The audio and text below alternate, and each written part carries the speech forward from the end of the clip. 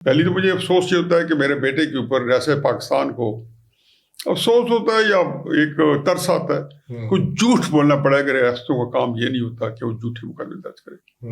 میں تو ان لوگوں میں سے جو 9 مئی کو سمجھتا ہوں کہ پاکستان کی تاریخ کی دن ہے.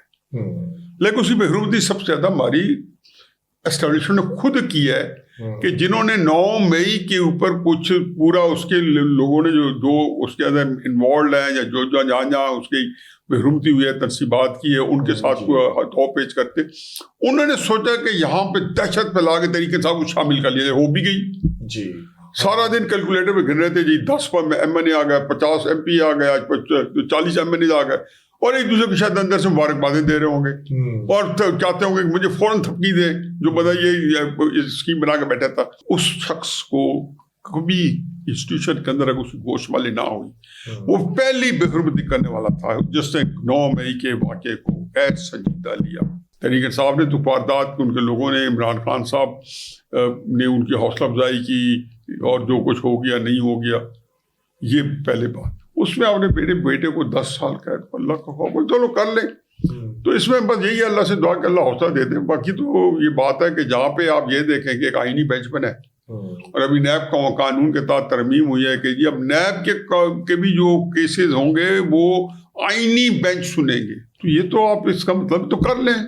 میں نے کہا ہے جی کہ پاکستان کے اندر ایک ہی ریلیف ہے میرے پاس اب وہ یہ ہے کہ اللہ کا لاکھ لاکھ شکر ہے کہ یہاں ہر نظام کی اور ہر حکومت کی ایک شیلف لائف ہے جی.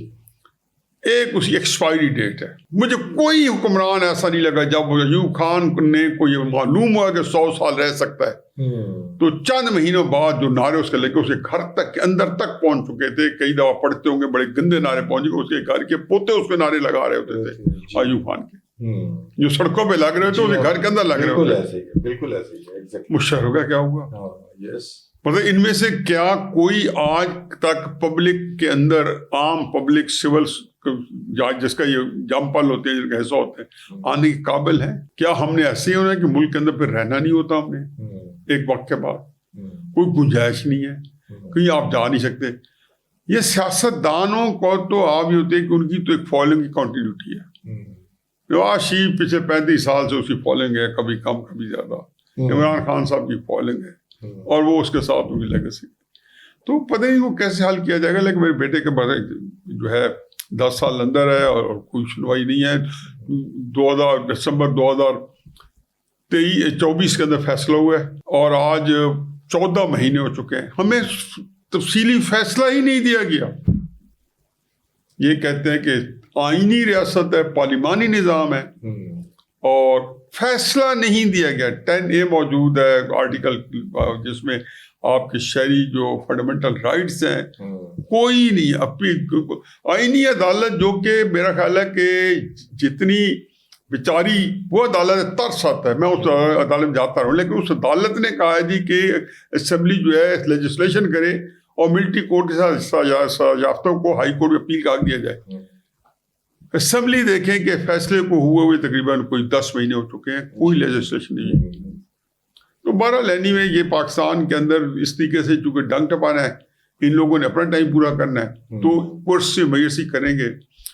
میرے بیٹے کے اوپر جو بیتے گی لیکن in the event of things Pakistan جو ہے نا وہ جو سفر کرتا ہے نا وہ ان چیزوں سے کہ آپ نے ملک کے اندر بنیادی جو ایک دکھاوے کا نظام ہے نا وہ بھی آج مجھ سے ختم کر دیا ہے.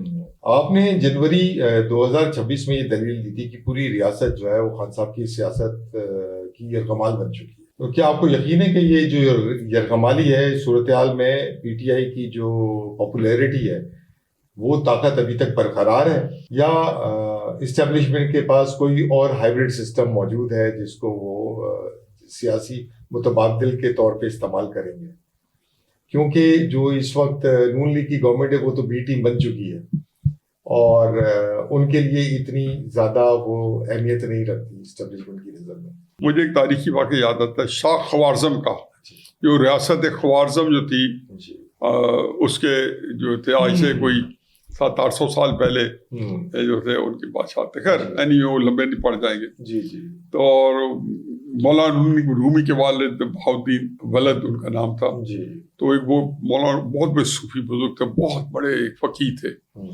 تو ان کو کسی نے بتایا, وہ خود ہی بادشاہ بڑا ایک مذہبی دل اور تھا, تو وہ اور بڑا انصاف پرور اور ان کا مرید بھی تھا. تو ان کو کسی شرارتی وزیر نے بتا دیا کہ جی خلقت خدا جو آپ کی ہے نا وہ آپ کے ساتھ نہیں ہے, وہ ان کی بہاؤدین ولد صاحب کے ساتھ ہے. پھر دیکھنے تو چلے جاؤ ان کے جو ہے نا جو مدرسے میں یا آستانے میں.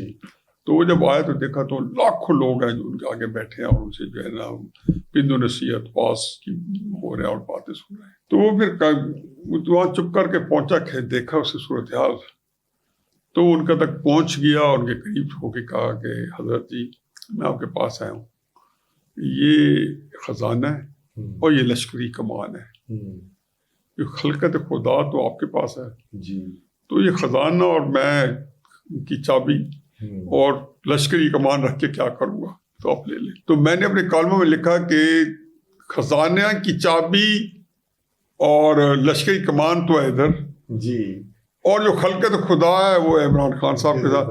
تو یار خدا کے واسطے یا اسے خلقت مانگ لو یا اس کو خزانے کی چابی دے دو اور لشکری کمان دے دو. اب مجھے بتا دیں آپ کے گھر کے اندر کوئی آپ کا بھائی بھتیجا بچہ اگر عمران کا دیوانہ ہو گیا ہے, میں یہ بات جرنیلوں کو بھی پوچھتا ہوں,